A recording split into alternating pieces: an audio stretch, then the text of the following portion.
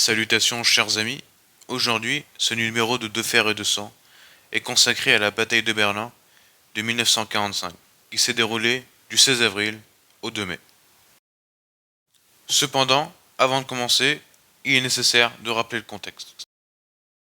Après le débarquement allié, qui a pour but d'ouvrir un nouveau front à l'Est dans le but de prendre l'Allemagne en étau, la France et le Benelux sont libérés.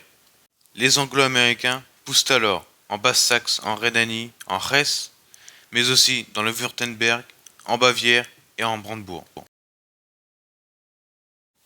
Au sud, les Alliés ont réussi à offrir un nouveau front. À la veille de la bataille de Berlin, les Alliés sont aux portes des Alpes. Sur le front de l'Est, grâce au triomphe de l'opération Bagration, les Soviétiques se relèvent. En quelques mois, Staline balaye les forces allemandes. Et au printemps 1945, ses conquêtes s'étalent de Sarajevo jusqu'à Danzig, en passant par Vienne. La bataille de Berlin s'illustre alors comme étant une fuite en avant pour Hitler. Cette fois, rien ne sauvera le Führer, et la chute du Reich est imminente.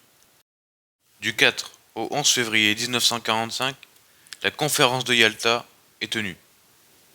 Winston Churchill, le Premier ministre britannique, Franklin Delano Roosevelt et Joseph Vissarionovitch Djougashvili, dit Staline, s'y réunissent pour discuter et décider du sort de l'Allemagne après la guerre. À l'aube de la guerre froide, une décision est prise.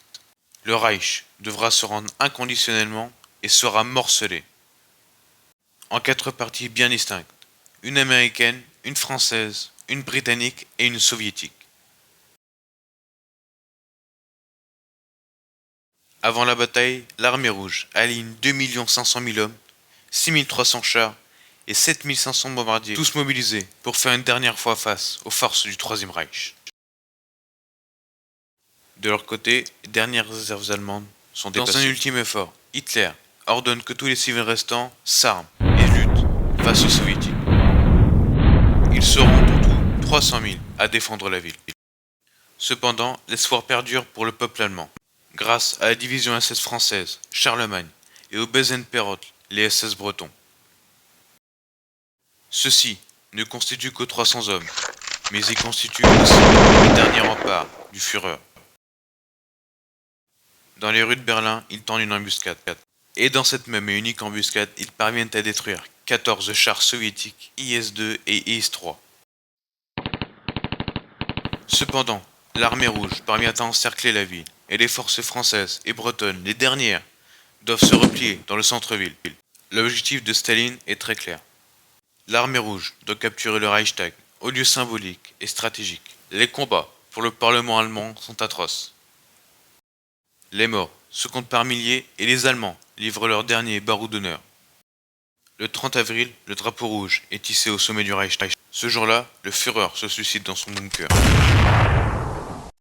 Le 2 mai, en présence de Montgomery, le général Oberst de l'armée allemande, Alfred Jodl, cite la reddition inconditionnelle de l'Allemagne. La reddition de l'Allemagne ne prendra effet que le 8 mai. La guerre est finie en Europe, mais elle continue dans le Pacifique. L'ultime reddition, signée par le Japon, celle qui mettra fin à la guerre, ne sera pourtant signée que le 2 septembre 1945. Je vous remercie de m'avoir écouté jusqu'au bout, et je vous donne rendez-vous pour un prochain numéro de Deux Fers et de Sang.